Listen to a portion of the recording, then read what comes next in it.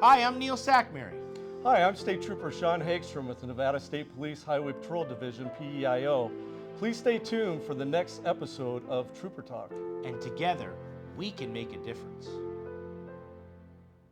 Here we are live at the 360 Vegas studios. We have the PIEO Hagstrom here, and Officer McClarty is here. Every night I drive home, I don't understand. You know what I don't understand? How does a car have headlights on and no brake lights? Because every night I drive home. Different fuses, probably. Mm-hmm. Okay, because here's the thing. Mm-hmm. I get on the road and there's somebody that does not have the brake lights, right? So I get behind them and I flick the high beams at them, like, and most people, thank you very much. And they don't think you're a lunatic, but, they're like, okay, right? Mm-hmm. But it's very weird because I drive next to them and they have headlights on, but they have no rear. Yeah, because they think they turned their lights on, but what happened was the car probably blew a fuse for just the rear lights only. They're separate.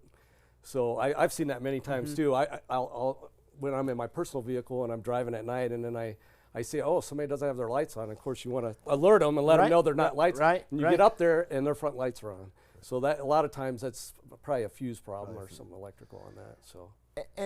But part of our responsibility as a driver is to make sure that our car is in perfect working order or whatever.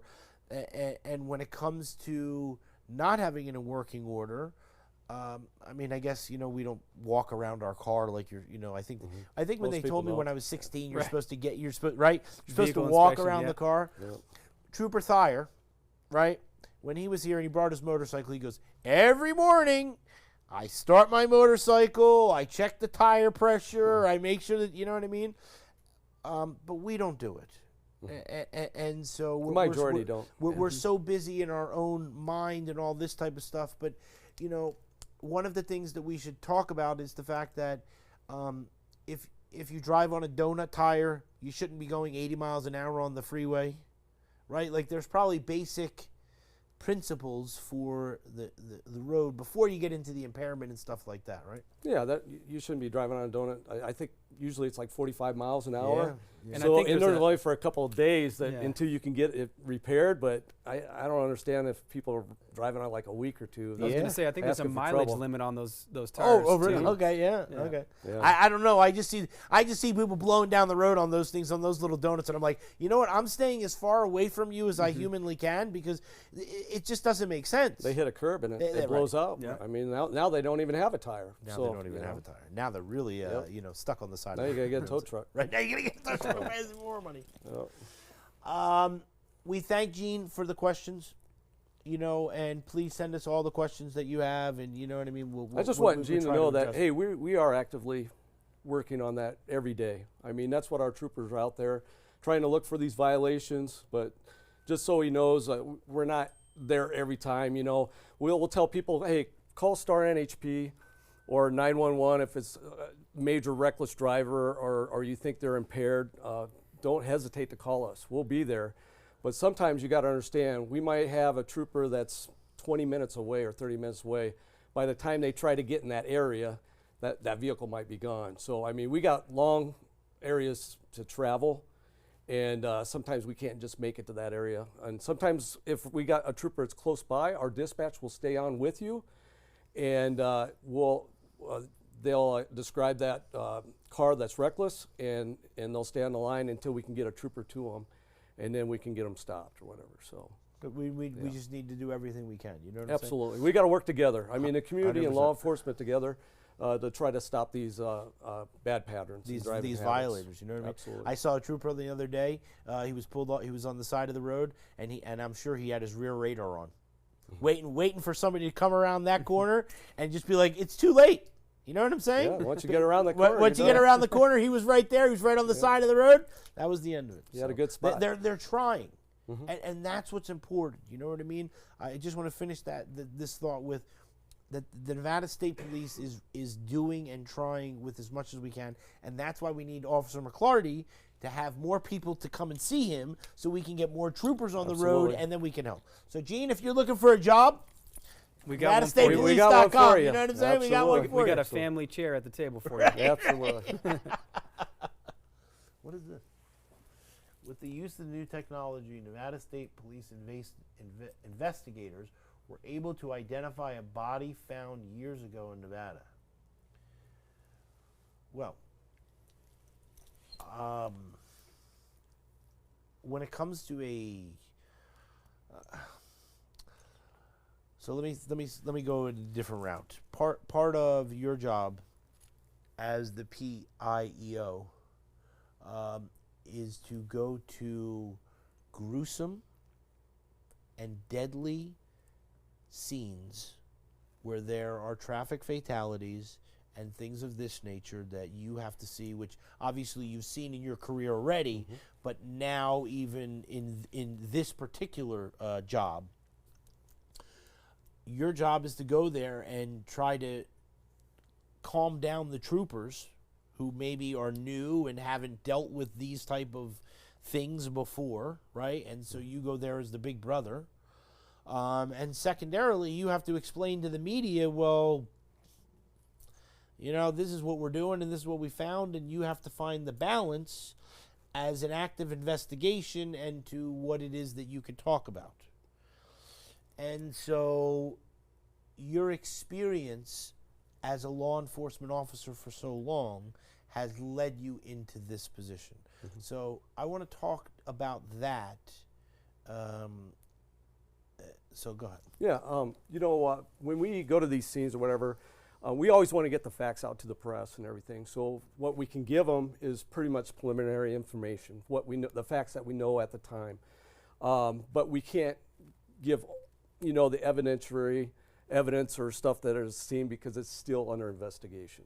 So we try to help get the information out to the public as much as we can, and then later up we'll do a follow-up. I don't know much about this case that came up, but it might have been something with Nevada Division of Investigations. And they probably did some backgrounds on somebody that was either a homicide or something that had in the state of Nevada where they found a body. One of the great things with our technology nowadays is we have DNA. And it's getting better and better all the time to identify parties that have been missing or labeled as missing for a long time, so they can bring some closure to those families later on. So, and you don't probably see as much of the gruesomeness, right? Or you probably see more pictures. Correct, unless we're unfortunate enough to, you know, respond or go to a home contact and and see something. Yeah, see something. Yes. I never even thought of that. That you actually that unfortunately that you might go to some place to view someone and there might be things that are not of viewable nature, right? Right. And that really mess with your psychological mind and stuff like that? Has potential to, yes. Yeah. Yep. And so when you're able to see those things, you're able to, it's very difficult, but you have to be able to work and then turn that off to be able to go home, right?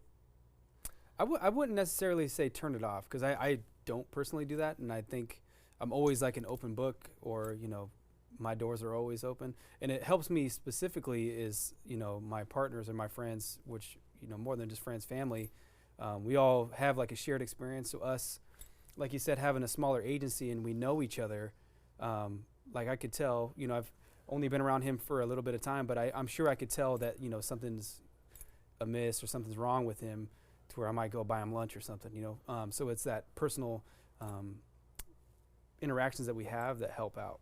I was going to say the personal. And the same with the family at home, right? Yeah. I get to see my kids and my wife. So I don't necessarily turn it off, but if they were to ask me, I could talk about it. And it would makes me feel better about it, because they're going to, you know, sympathize or try to, you know, make me feel better. and another thing is we work with these people, they see the same things. So it's a lot easier to talk with people you work with because they understand it, where the public doesn't see that. So you don't have the same type of people to talk about the things that you have seen or witnessed. And they understand it because they've already been in it or have done it.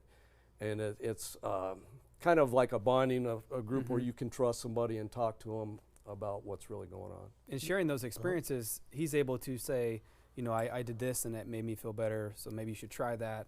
All those experiences that he has, he can lay out maybe a plan of what made him feel better, what made him combat those issues.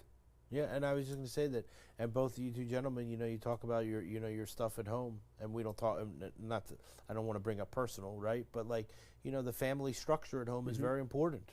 You know what I'm saying? So that because with what you deal with, is very stressful, and it's very taxing on the brain. So to be able to go and be able to go home and be able to share, you know what I'm saying, is very important. All right, we'll say goodbye and we'll wave. Okay, see you later. Hi, this is State Trooper Sean Hagstrom with the Nevada State Police. And here in Las Vegas, we know how to throw a great party. And as the Super Bowl comes to this fine city, I would like to encourage you to celebrate responsibly. Please don't drink and drive. Always have a designated driver or rideshare so you can enjoy this great game with both family and friends. Thank you, Las Vegas.